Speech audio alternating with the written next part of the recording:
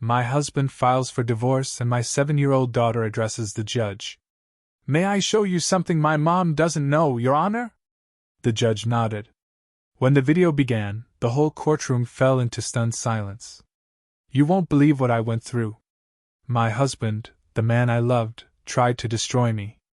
He dragged me to court, accusing me of being a terrible mother, a failed wife, all to take our daughter and every single thing we owned.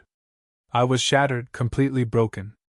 But then, right when I thought all hope was lost, in the cold silence of that courtroom, a tiny voice cut through the air, and my 7-year-old daughter, Zaria, asked the judge a question that changed everything. Your Honor, can I show you something my mommy doesn't know? What happened next sent shockwaves through that room, proving that sometimes, the smallest person can hold the biggest secret. My day had started like any other in what used to be our home. I was Nala, and I'd been up since dawn, moving like a ghost in my own kitchen, making breakfast. I'd perfected the art of silence over the years, all to avoid disturbing Tmain, my husband. When he finally came downstairs, looking pristine in his freshly pressed shirt, I instantly had his hot black coffee and steaming breakfast waiting. He took the mug without even glancing at me. The coffee's a little bitter today, he said, his eyes glued to his phone. My heart sank. I'm sorry, honey, I whispered. I thought I measured it right this time. He didn't reply, just pushed the plate away, eating a few silent spoonfuls. The silence between us was so thick, so cold, it felt like it could freeze the steam rising from his coffee. I couldn't even remember the last time we'd shared a breakfast filled with laughter. It had been years, back before his late nights and endless business trips became the norm. Is Zaria up? He finally asked, still not looking at me. Yes, honey. She's showering. She'll be down soon. And sure enough, a moment later, Zaria, our 7-year-old, came skipping down the stairs in her neat school uniform, her smile a burst of sunshine in that bleak morning. Good morning, Mommy and Daddy. She kissed my cheek, then went to Tmain. He actually put his phone down and forced a slight smile. Good morning, Princess. Finish your food, Daddy will take you to school. Zaria lit up. Wow, I'm going with Daddy. I let out a silent sigh of relief. At least for Zaria, he'd make an effort. This brief breakfast was the only family time we had. As soon as she finished, Tmain grabbed his briefcase, kissed Zaria's forehead, and walked straight past me, out the door. Not a goodbye, not a kiss, not even a glance. Just the roar of his luxury car leaving me alone in the vast, empty house. The rest of my morning was a blur of routine, clearing, washing, cleaning. I kept our home spotless, always hoping that if everything was perfect, the old Tmain would somehow return. But he was long gone. My favorite part of the day was picking Zaria up from school. Mommy, I got 5 gold stars today, she chirped, holding my hand. Wow, my daughter is so smart, I genuinely praised, pinching her little nose. But that day, things were different. As I helped Zaria take off her shoes, a motorcycle pulled up. A uniformed courier shouted my name. Nala, a package for you. I frowned. I hadn't ordered anything. I took the thick, brown envelope.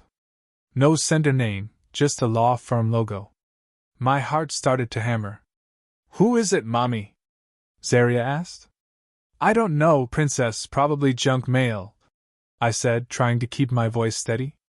After she ran off, I sat on the sofa, my hands trembling as I tore open the envelope. The first sentence on the top page stole my breath: petition for dissolution of marriage. My world stopped. I reread the words, my ears ringing, hoping my eyes had deceived me. Plaintiff, Tmain. Defendant, Nala. Reason: the wife has totally failed in the fulfillment of her marital duties. Failed? I dedicated my entire life to this home, given up my career at his request, raised our daughter, made sure his shirts were perfect every morning. What did he mean, failed? I kept reading. The demands were cruel. He wanted full custody of Zaria, claiming I was emotionally unstable, incapable of raising a child properly. And worst of all, he wanted everything, all our marital assets, even our house, arguing I hadn't contributed financially. I collapsed onto the cold hardwood floor, papers scattering around me.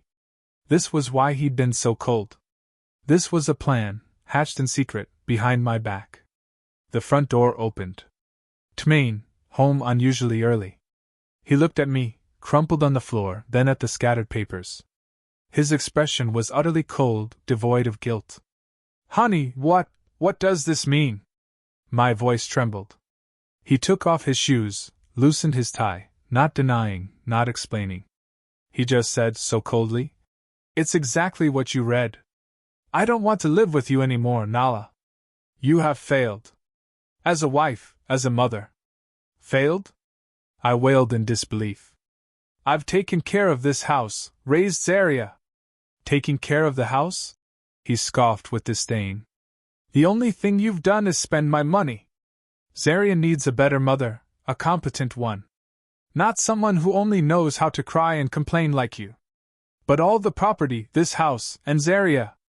Honey, you can't take them from me. I started to scream hysterically. He crouched down, his eyes filled with a hatred I'd never seen. I can and I will. My lawyer has all the evidence. You won't get anything, Nala. You'll leave this house without a single dollar. He stood, smoothing his suit, then looked towards the stairs, making sure Zaria couldn't hear. And then, he grinned, a chilling smile that froze my blood. My lawyer says even your own daughter will testify in court about how incompetent you are as a mother. My heart shattered into a million pieces. He didn't just want to divorce me, he wanted to destroy me. I didn't sleep that night. Tmain had locked himself in the guest room as if I was the threat.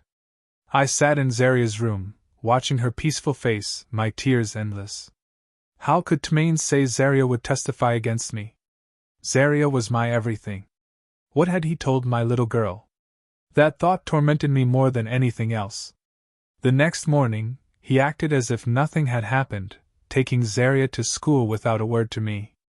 When Zaria asked why Mommy's eyes were puffy, he'd replied indifferently, "Mommy isn't feeling very well, Princess." Once they left, true terror set in. I had to fight. I couldn't give up on Zaria. I looked for lawyers, but reality hit hard. Lawyers needed money. Tmain had only ever given me a small allowance, budgeted exactly for groceries and school. No room to save. My last hope was our joint account, our family emergency fund. With trembling hands, I opened the banking app. My heart hammered. 0. The account was at $0.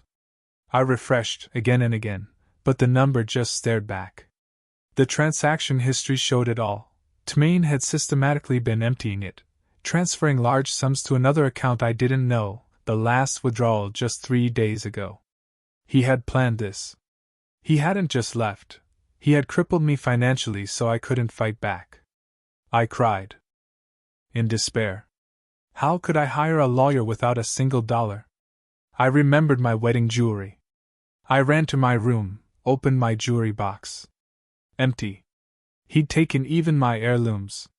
In desperation, I remembered an old friend who worked at legal aid. I called her, sobbing out the whole story. She felt sorry for me but couldn't do much, except give me a name, Attorney Abernathy. He has a small office on the second floor of an old strip mall. He isn't expensive, but he's honest and dedicated. Go see him, explain your situation. Maybe he can help. I had no other choice. With the last bit of cash in my purse, I hailed a cab. Attorney Abernathy's office was exactly as she described, small, modest, peeling paint. He was a middle-aged black man with thick glasses and a calm demeanor. He listened patiently, taking notes, never interrupting. When I finished, he sighed. Nala, this is going to be an uphill battle. Your husband has prepared this very thoroughly. He doesn't just want a divorce, he wants to destroy you. I know, attorney, but I don't care about the properties. I just want Zaria.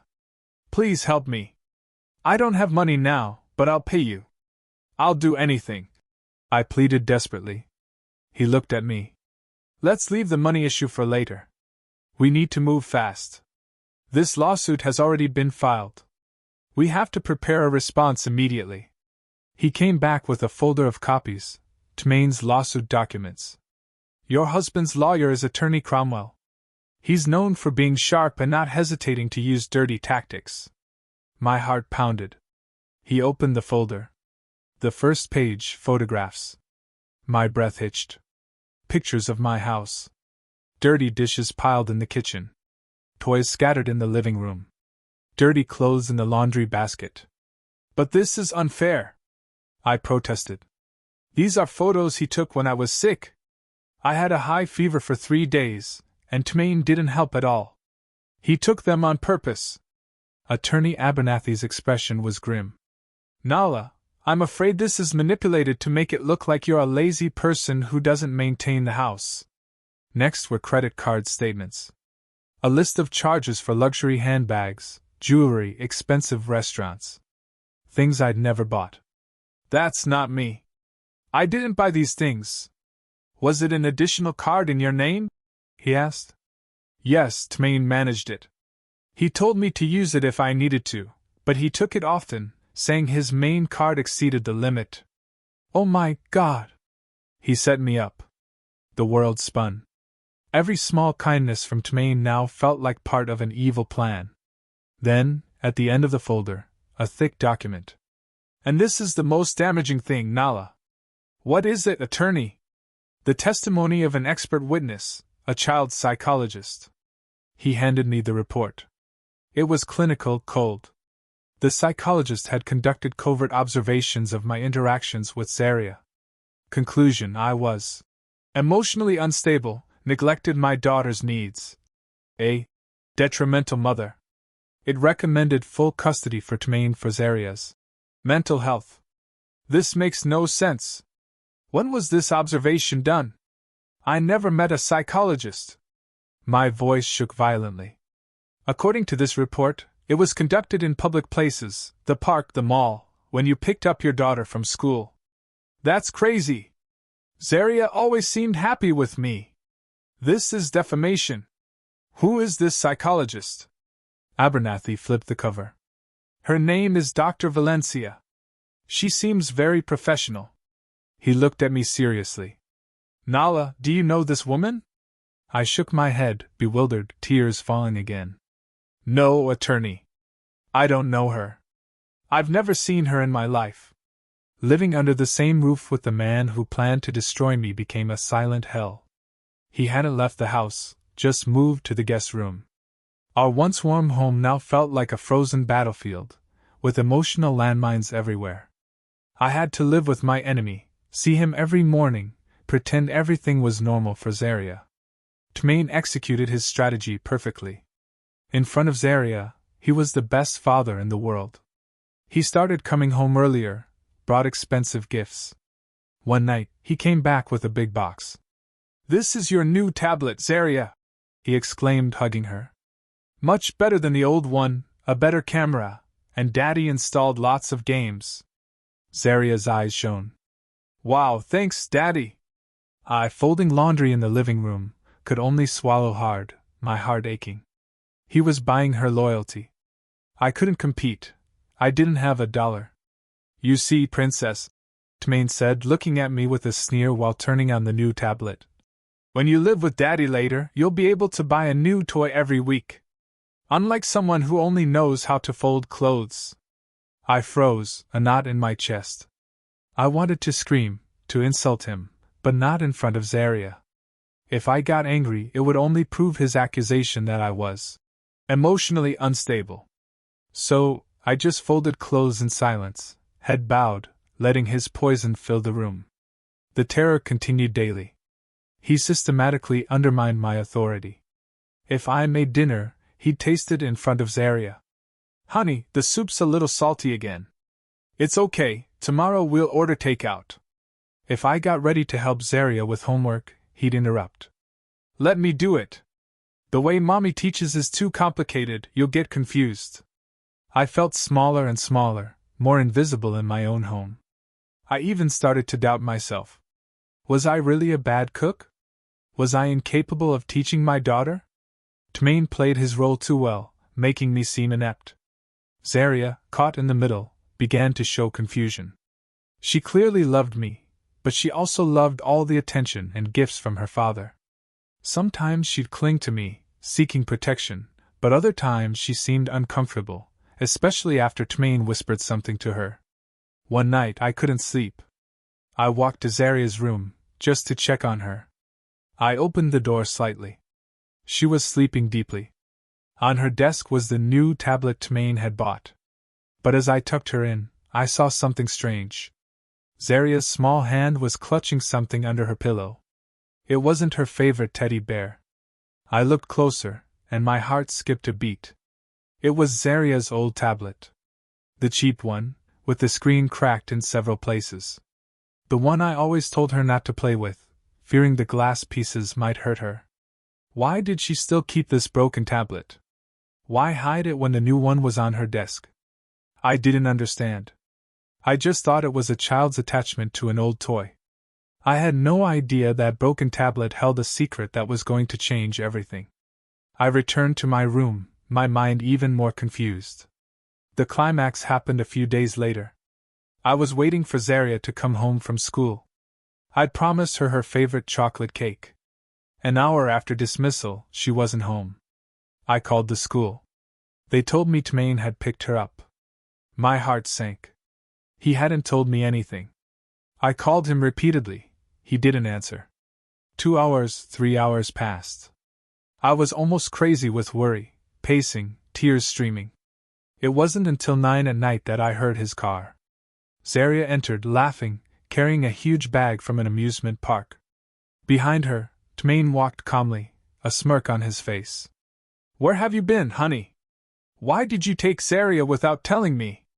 I was dying of worry," I cried, my voice thick with tears and rage. "Daddy took me to Wonderland Park, Mommy. It was so much fun," Zaria exclaimed happily. Tmain looked at me coldly. "So what? I'm her father. I have the right to take my own daughter. Besides, you weren't doing anything at home. But you should have told me." "Why? So you could ruin our fun with your drama?" Then I smelled it. A woman's perfume. A soft, unfamiliar scent permeating his shirt. Not mine, not his cologne. "Honey, you..." Tmain followed my gaze. He knew I'd smelled it. He didn't flinch. Instead, he smiled. He waited for Zaria to run to her room. Alone, he approached me, his face close, his voice a low, venomous hiss. "Did you notice? Did you really think I was going to live forever with a woman as boring as you? You are nothing compared to her." I took a step back, gasping. There was another woman. All of this, all the accusations, were just to get rid of me, to be with her. "Who is she?" I whispered. "None of your business. She is a successful, intelligent woman who knows how to please a man, unlike you." That night, Zaria came to my room. "Mommy, why are you crying?" I quickly wiped my tears. "I'm okay, princess. My head just hurts a little." Zaria looked at me with an expression I couldn't decipher. "Are you really sick, Mommy? Daddy says that since you are sick, you are often sad and angry. Daddy said if I go live with him later, Mommy will be able to rest and get better." My heart shattered. Tmain had been injecting poison into my little girl's mind. He'd manipulated Zaria into believing it was an act of kindness to leave my side because her mother was sick. I hugged Zaria tight. "Zaria, listen to me. I am not sick. I just love you so much. I promise I won't get angry anymore." But the damage was done. I saw hesitation in her eyes. Tmain, listening from the doorway, only sneered. He walked past me, still stunned, and tapped my shoulder, feigning sympathy. "Enjoy your time," he mocked in a low whisper. "Soon she won't even want to call you Mom." The mediation hearing was a cruel joke. In a small, stuffy room, the mediator tried to find common ground. Attorney Abernathy began calmly. "Tmain, Nala doesn't ask for much. She only wants custody of Zaria, or at least shared custody. Regarding property, we can talk about it." But before he could finish, Attorney Cromwell, well-dressed and expensive, interrupted. "There is nothing to talk about. he said harshly, slamming his file on the table. Our client's position is clear. Nala is the failed party. It has been proven she failed in maintaining the home and raising the child. Our client demands full custody for Zaria's future. Tmain sat beside him, blank-faced, acting the victim. I only want the best for my daughter, he said with fake sadness. Taking her mother away is the best for her. I trembled. Cromwell chuckled. Nala, if you keep insisting, we will take this to trial. And I assure you all the evidence we have will humiliate you. The photos, the credit card statements, the expert testimony. You had better sign this agreement. Our client is being benevolent by allowing you to leave the house without any countersuit. Leave my house with nothing and without Zaria? Are you crazy? I screamed. The mediator tried to intervene, but Tmain and his lawyer were unyielding. The mediation broke down completely. Abernathy patted my shoulder as we left. Stay strong, Nala. The real fight begins now. The first day of trial arrived. I had a knot in my stomach. Attorney Abernathy reminded me to stay calm. The courtroom was cold, intimidating. Tmain sat opposite, looking confident with Attorney Cromwell. The trial began. Cromwell spoke fluently, his voice loud and sure. He showed the photos of my messy house, accusing me of being a lazy housewife. He showed the credit card statements, calling me wasteful and irresponsible. Your Honor, he declared dramatically, while my client Tmain worked hard to earn money, his wife was at home wasting it and neglecting her daughter and her home. I wanted to scream that it was all a lie, that Tmain set me up, but I could only clasp my hands under the table. Abernathy stopped me with a reassuring look. When it was his turn, he tried to refute, explaining the photos were out of context, the cards used by Tmain. But his arguments sounded weak. It was my word against the physical evidence. The judge took notes, his expression unreadable. Then came the moment I feared most. The plaintiff calls his expert witness, Attorney Cromwell announced. Dr. Valencia, child psychologist. The courtroom door opened. A woman entered. I held my breath. She was beautiful, elegant, hair neatly pulled back, professional blazer, confident stride. She didn't look evil at all. She looked convincing. As she took her oath, I smelled it. The same perfume, the same fragrance that had permeated Tmain's shirt that night. My heart stopped. It was her. Tmain's mistress. And she was posing as a child psychologist. Valencia sat in the witness box. She spoke calmly, diction clear, using impressive psychological terms. Yes, Your Honor, she began, answering Cromwell's question. I conducted observations of the natural behavior of Mrs. Nala and her daughter Zaria over the last 3 months. And what were your findings, Doctor? My findings were very concerning.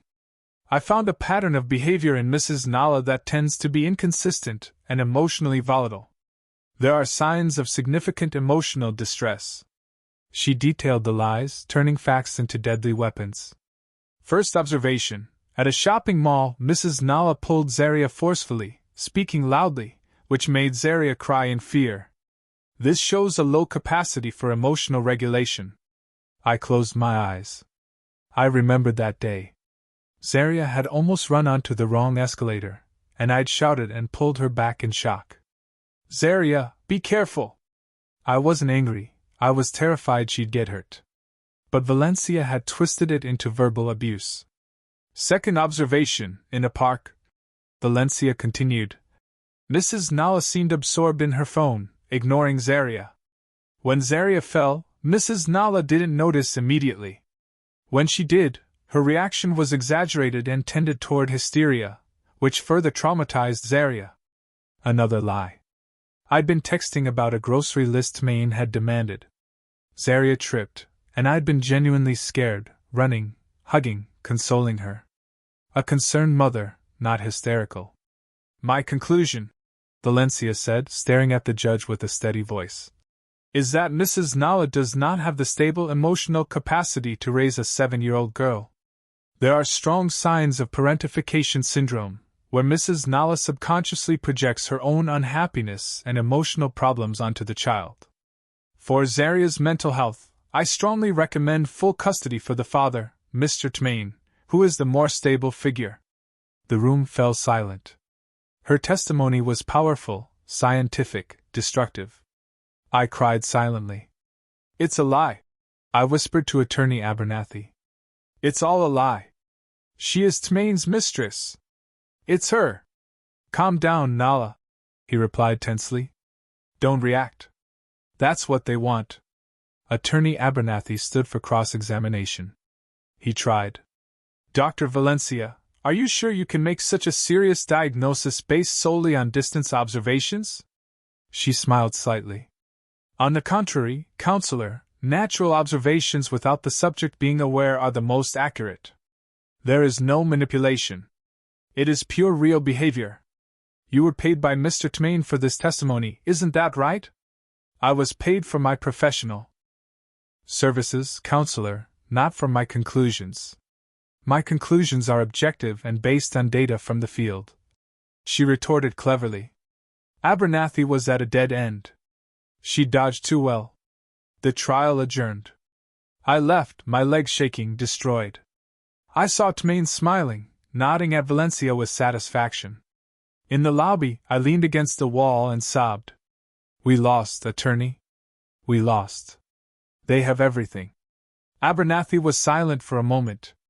Then he stared at Tmain and Valencia, who were walking discreetly apart but not entirely far from each other. Not yet, Nala, he said in a low voice, eyes narrowed. I know something is wrong.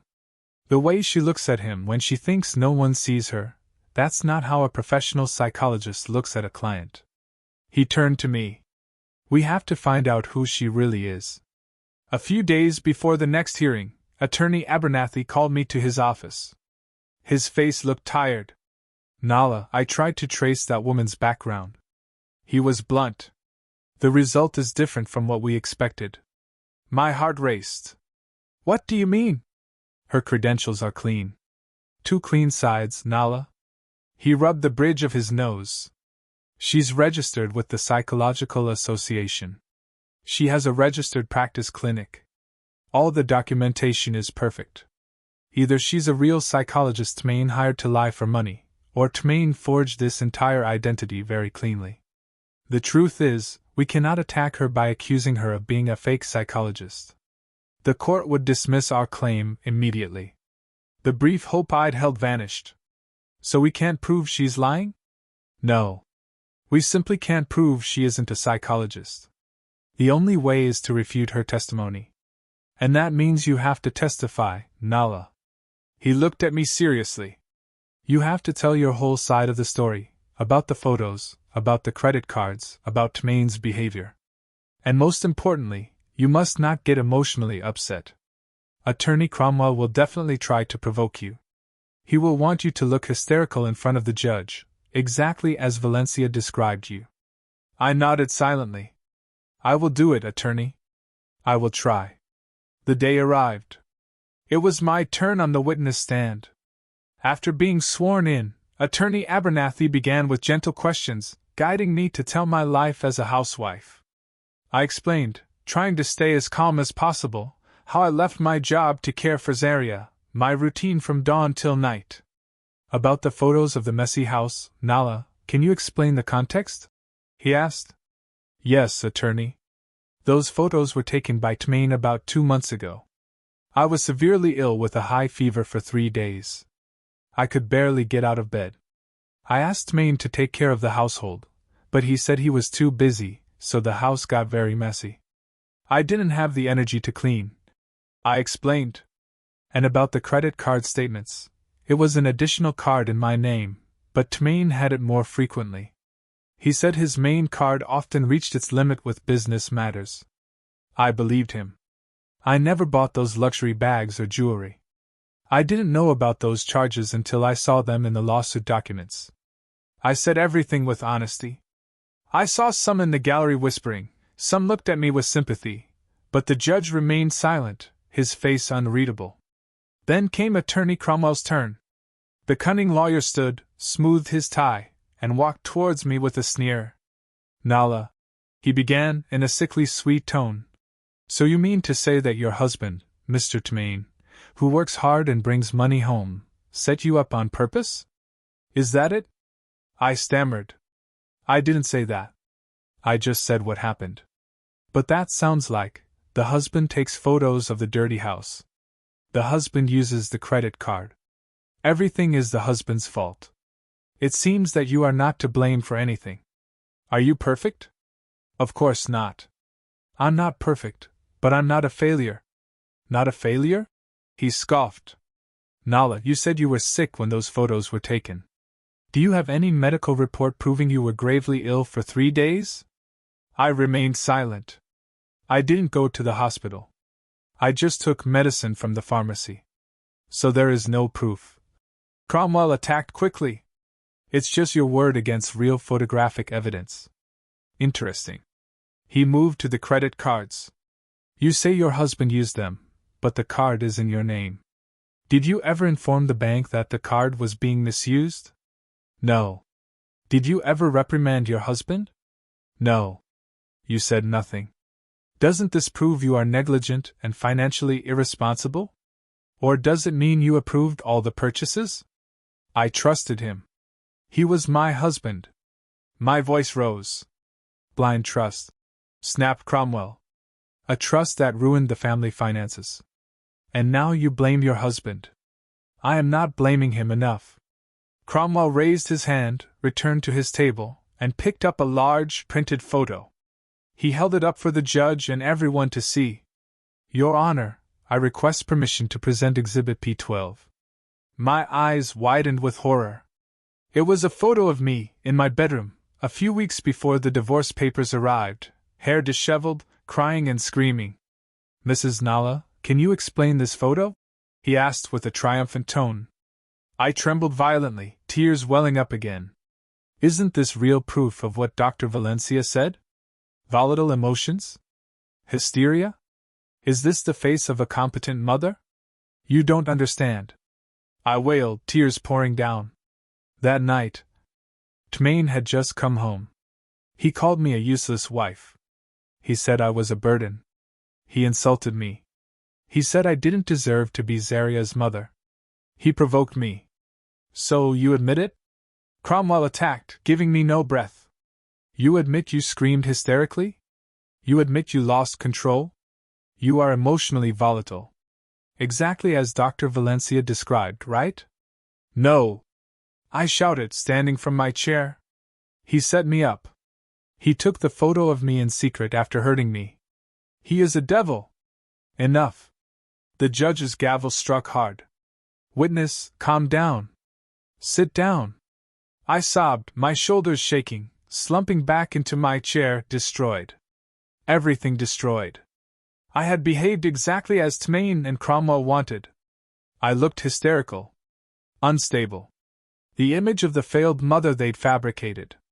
I looked at Tremaine. He had his head bowed, a fake grimace of sadness, as if hurt by my instability. Attorney Cromwell smiled smugly. The judge shook his head slowly.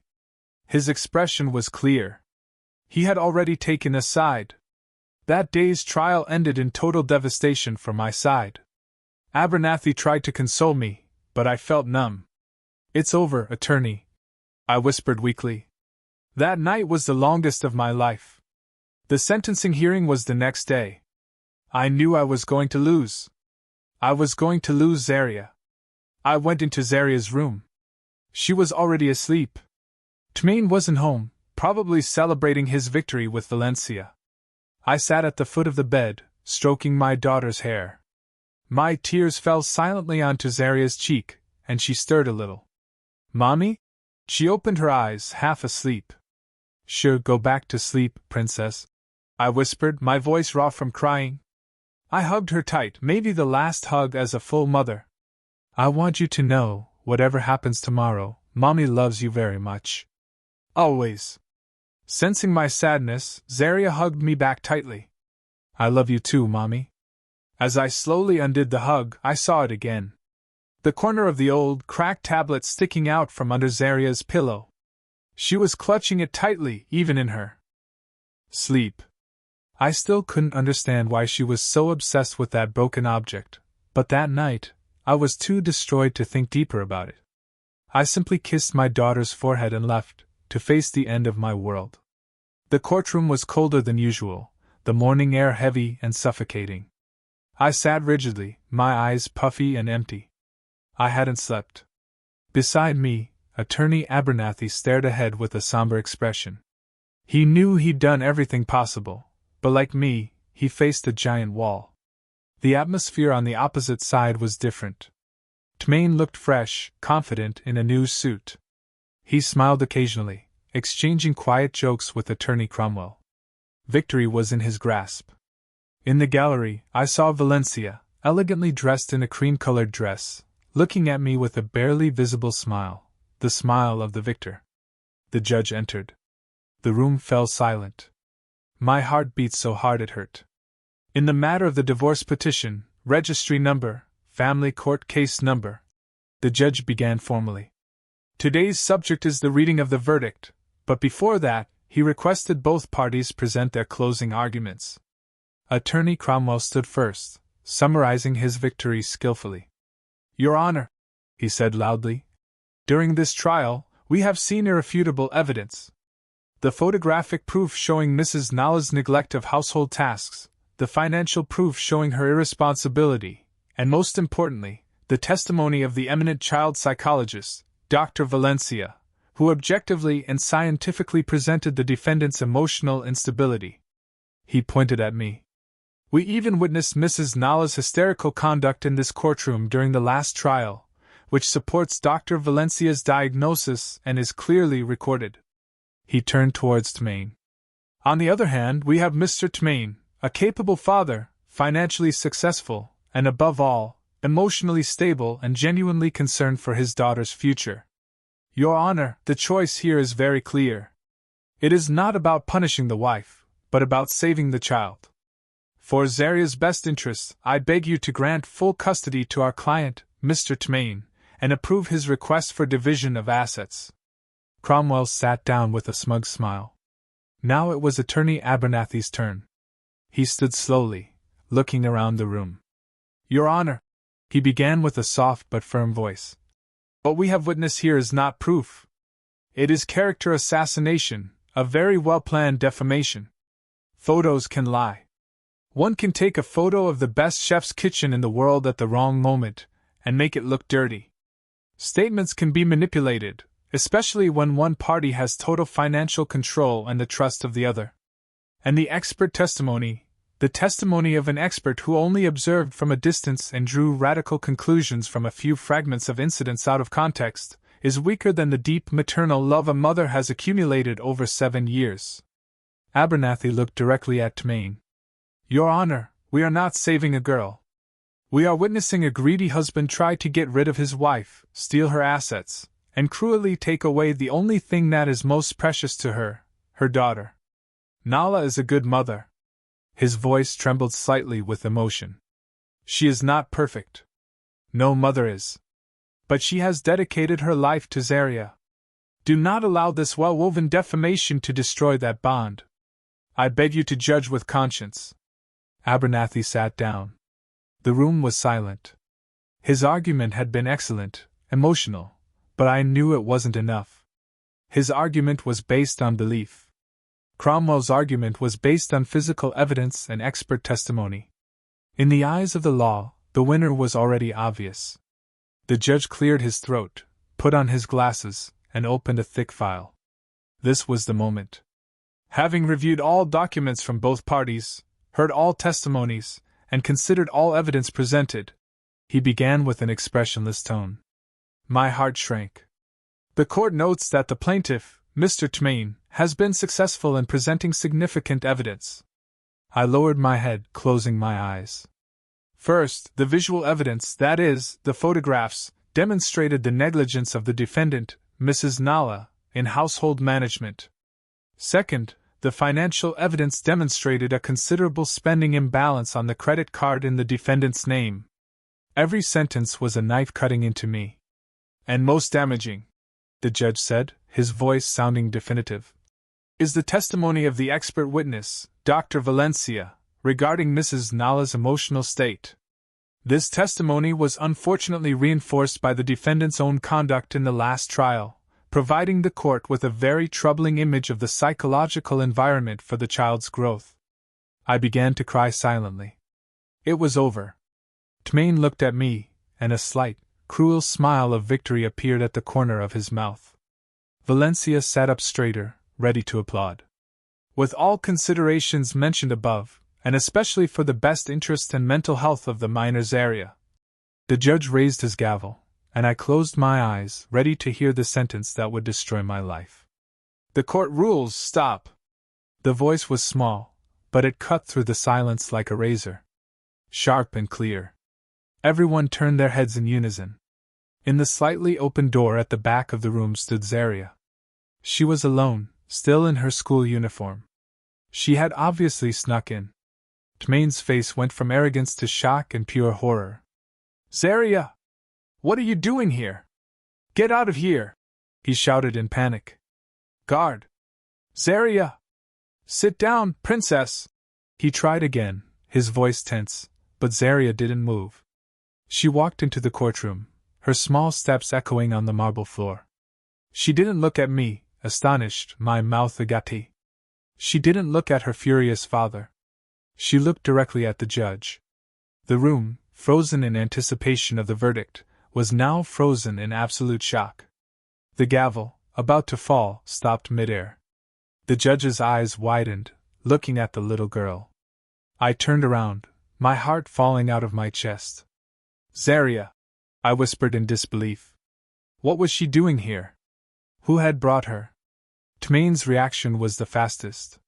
His face, moments before full of triumph, was now pale, bloodless. Pure terror in his eyes. Zaria!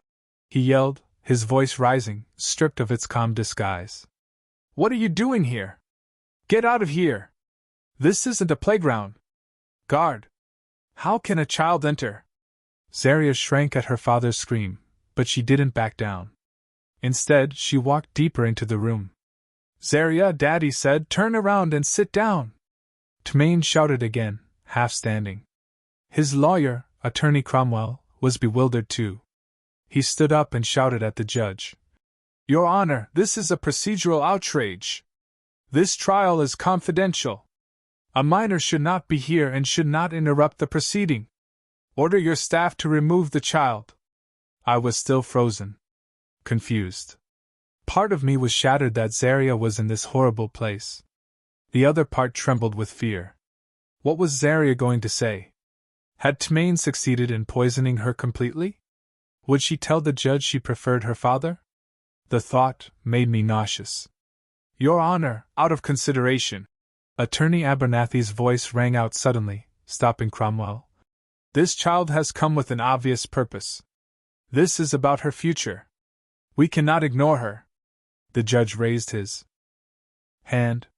His face was grave. Silence, everyone! His voice echoed, silencing their protests. Then his gaze turned to Zaria, softening. Zaria approached slowly, her small steps echoing loudly on the silent marble. She stopped in the center, between the lawyers' tables. She looked directly at the judge, sitting on his high throne. Your Honor, Zaria said, her voice trembling, but clear for the whole room to hear.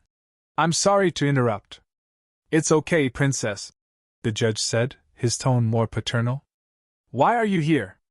Who brought you? I came alone. My auntie brought me, but I snuck in. I heard my daddy say, my mommy is bad. Tmain's eyes went wide. Zaria, watch your words. Silence, Mr. Tmain, shouted the judge. Let the child speak. I covered my mouth, tears beginning to flow. Zaria swallowed, as if gathering courage. She looked at the judge again, her pure, clear eyes showing sincerity. Daddy said my mommy is bad. Daddy said my mommy gets very angry. Daddy said my mommy can't take care of me. She continued, her voice shaking slightly. I closed my eyes. This was the end. Zaria was going to repeat all of Tmain's lies. But then, a sentence made me open my eyes. But can I show you something? Zaria looked at the judge with pleading eyes. Something my mommy doesn't know. That phrase hung in the air. Something my mommy doesn't know. I frowned. What did she mean? Cromwell jumped up again. Your Honor, this is absurd. A recording from a child cannot be used as evidence. This is an invasion of privacy, recorded without permission. That recording proves the lies of your expert witness, Attorney Cromwell. Abernathy retorted sharply. This is very intriguing. Enough arguing. The judge banged his gavel. His eyes, previously paternal, now shone intensely. He sensed there was a big lie. Clerk, help this child. Connect that device to the court monitors right now. No! Tremaine screamed desperately, gripping the edge of the table with white knuckles. I object, Your Honor. This is a setup. Your objection is noted, Mr. Tremaine. Now sit down, the judge ordered. A clerk approached Zaria, quickly and carefully taking the cracked tablet. He looked for a cable, and moments later, the large monitor screens on the courtroom wall went black, then showed Zaria's tablet home screen. Tremaine covered his face. Valencia behind him seemed to shake violently. Zaria, now standing next to the clerk, looked at the screen. She didn't look at me or Tremaine. She was focused on her mission. This one. She pointed to a video file in the gallery. The clerk clicked on it.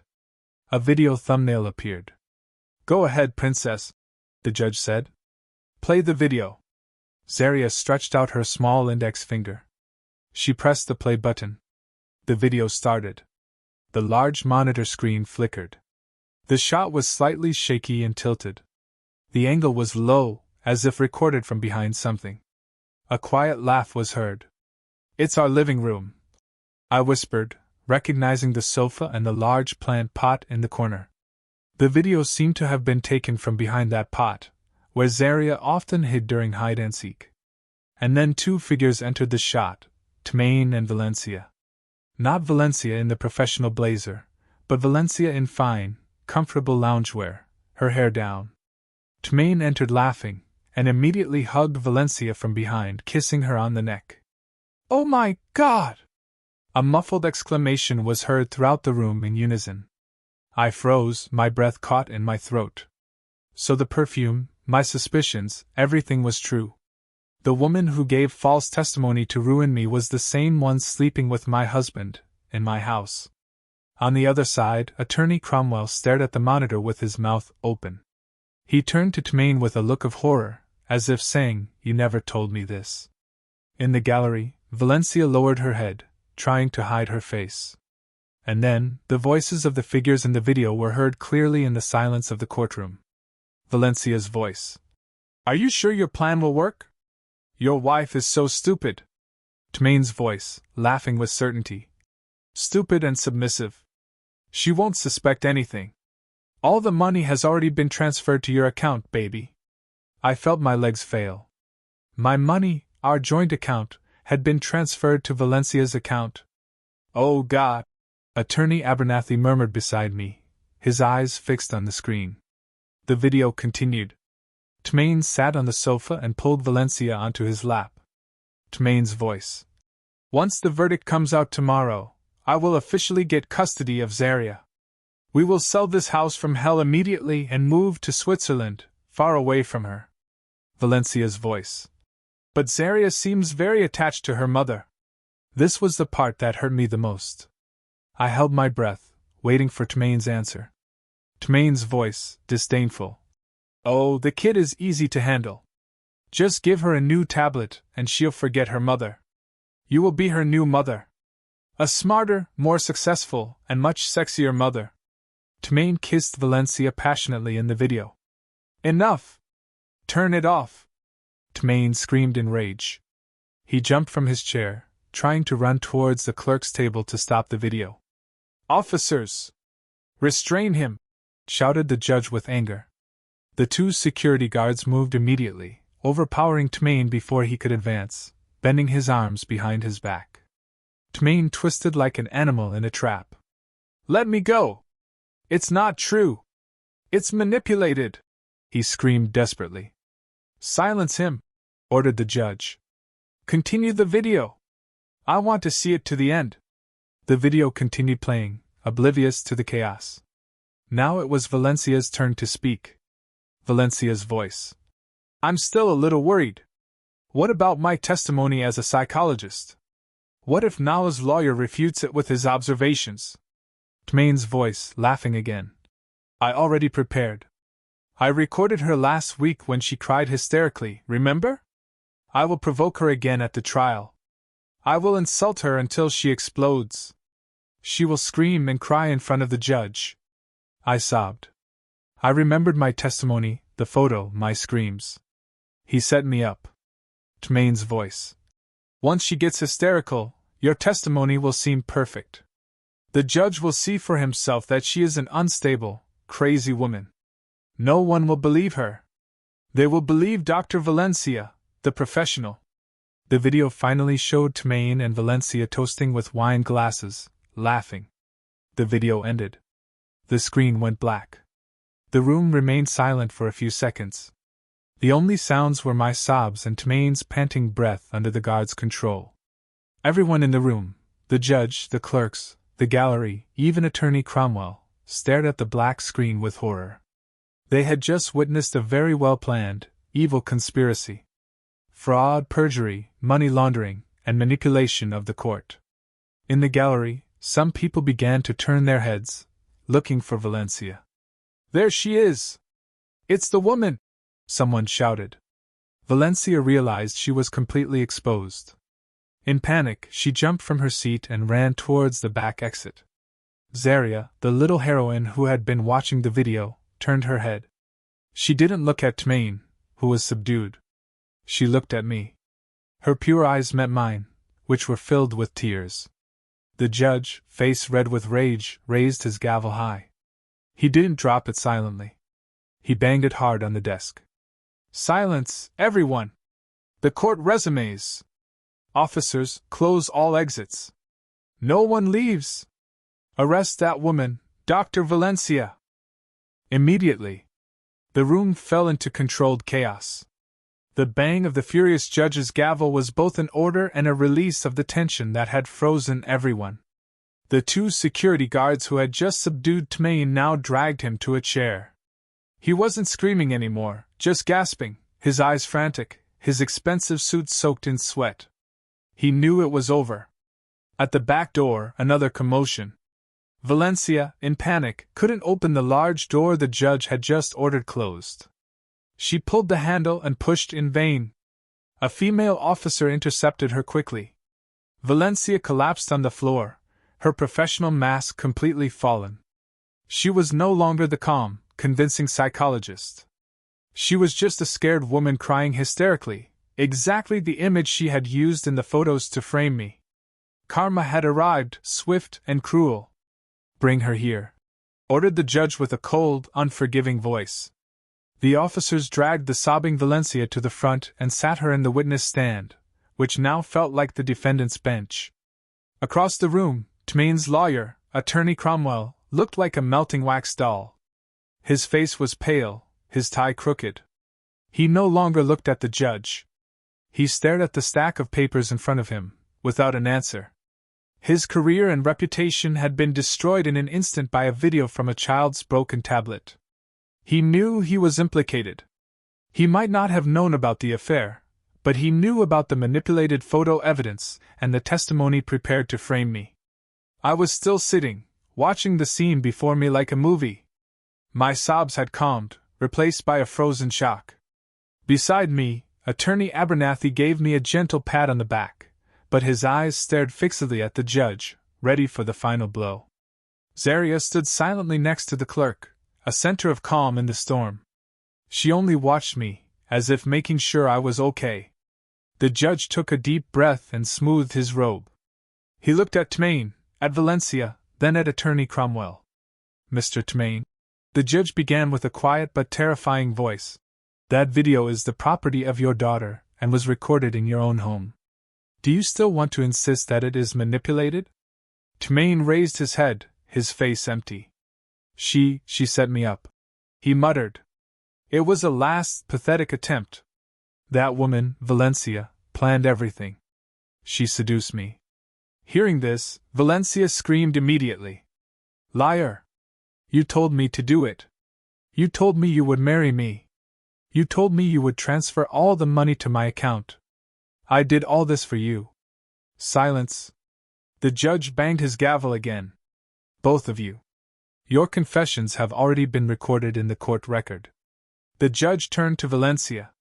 Miss Valencia, you sat on this stand under oath and gave false testimony. You used your professional credentials to destroy a mother's life and aid in a crime. You not only violated your code of ethics, but you committed perjury before this court. The judge looked at Attorney Cromwell. And Attorney Cromwell, did you know, or should you have suspected, that the evidence you presented, including this testimony, was false? You tried to provoke the witness in the last trial to fit your client's false narrative. You have disgraced this profession. I will have the Ethics Committee revoke your law license. Cromwell bowed his head, unable to say anything. Finally, the judge looked at Tmain. His gaze was so piercing it seemed to flay the man alive. Mr. Tmain, you entered this courtroom demanding justice. You accused your wife of failure, accused her of instability, demanded her assets, and most heinous of all, demanded to separate a child from her mother. The judge lifted Tmain's lawsuit file and held it up. Let's review your lawsuit first. The accusation that the wife failed and neglected the home. Proven false. The video just demonstrated that you conspired to defame her. The judge threw a sheet from the file to the floor. Second, the accusation that the wife was financially irresponsible and wasteful. Proven false. The video is a confession that you stole money from your joint account and transferred it to your mistress's account. This isn't just defamation. It is theft. He threw the second sheet. Third, the accusation that the wife was emotionally unstable, backed by false expert testimony. Proven as a blatant scheme. The video proves you conspired to provoke your wife, record her in secret, and use it to deceive this court. He threw the third sheet. Your entire lawsuit, the judge's voice rose, is a pile of garbage based on lies, greed, and adultery.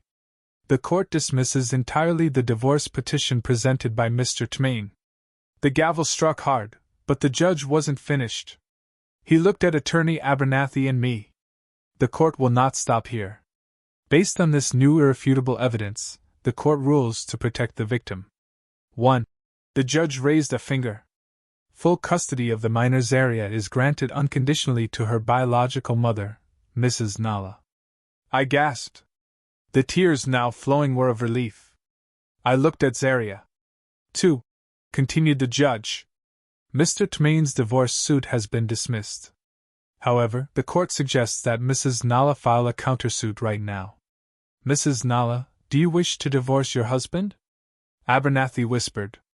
I looked directly at Tmain, now defeated with his head bowed, and with a trembling but firm voice I said, Yes, Your Honor. I demand a divorce right now. Good! Exclaimed the judge. The court grants the divorce to Mrs. Nala on the grounds of adultery and fraud by the husband. Full custody to Mrs. Nala. 3. The judge stood up. Now, all assets in the name of Mr. Tmain and Miss Valencia will be frozen immediately. The court orders a full investigation to trace all funds stolen from Mrs. Nala.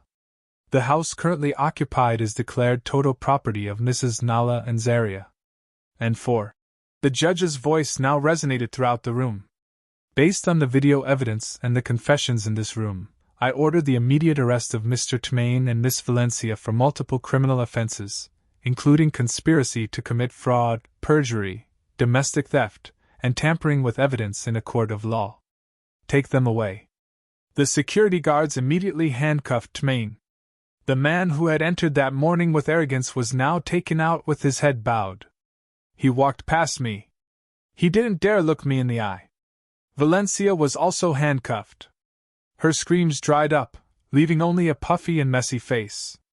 She was dragged away. Her career and her freedom were gone. I was still sitting, trembling. Attorney Abernathy smiled from ear to ear. We won, Nala. We won. I couldn't speak. I simply stood up and walked slowly toward the center of the room. Zaria ran toward me. I knelt and hugged my daughter tightly, as if hugging my savior. I cried on her small shoulders. Not tears of sadness, but tears of a mother saved by her little heroine. The aftermath of Judgment Day spread like wildfire. The story of the broken tablet made headlines everywhere. The greedy husband, the fake psychologist, and the 7-year-old heroine dominated local news for weeks. The first few weeks were a blur for Zaria and me. Attorney Abernathy took care of everything. By order of the judge, all of Tmain and Valencia's assets were frozen. The investigation proved that Tmain had transferred nearly $1 million to Valencia's account over the last year. All the money was seized and returned to my new account. The big, cold house was now officially mine. But I couldn't stay there anymore. Too many bad memories. Too many shadows of Tmain and Valencia in every corner. With Abernathy's consent, I sold the house. The proceeds were more than enough to start a new life. The punishment for the villains was swift and severe. Given the overwhelming evidence, Tmain was sentenced to 12 years for fraud, theft, and perjury. Valencia, whose psychologist's credentials were real but criminally used, was sentenced to 8 years, and her license was permanently revoked. The cunning attorney Cromwell was immediately disbarred and faced criminal charges. Karma had been paid in full. 3 months after that Judgment Day, the laughter of children echoed in a small green park. I, with the weight of worry gone from my face, smiled as I watched Zaria on the swing. We had moved, not to a big house, but to a modest, cozy 3-bedroom apartment. It was full of photos of us, and it smelled of the cookies I'd baked. I'd started a small catering business from home. My culinary skills, which Tmain always belittled, were now praised by many. Orders were coming in. I was busy and tired but happy. I was independent. "Mommy, look!" Zaria ran towards me, sitting on a park bench, her hands dirty with soil. "The flowers are going to bloom soon." I smiled, stroking her short hair. "Wow, my daughter is very good at planting things." We sat side by side for a while, enjoying the afternoon sun. There was a question I hadn't had the chance to ask calmly. "Princess," I began softly, "can I ask you something?" "What, Mommy?" Zaria looked at me with clear eyes. "The video on the old tablet. Why? Why did you record it?" Zaria was silent for a moment, as if remembering. "Because I didn't like Auntie Valencia." "Why didn't you like her?" "Auntie Valencia pretended to be nice. Smiled at Mommy and talked to you at the mall. But when Mommy went to the bathroom, she told Daddy, 'Your wife takes too long.' And in the park, too. She saw me, but she told Daddy that Mommy wasn't watching me. But Mommy was watching me." I was amazed. My little daughter was a sharp observer. "And that night," Zaria continued, "Daddy said he was working late, but I heard his car come back. I wanted to show Daddy my new drawing. But when I went down, I saw Daddy come in with Auntie Valencia. Daddy hugged her right away. I got scared, so I hid behind the flower pot. So I recorded there. Yes, I used the old tablet to record. I remembered Mommy said that if there are bad people, there must be proof, and I had the old tablet with me." My heart warmed. I had forgotten I had said that.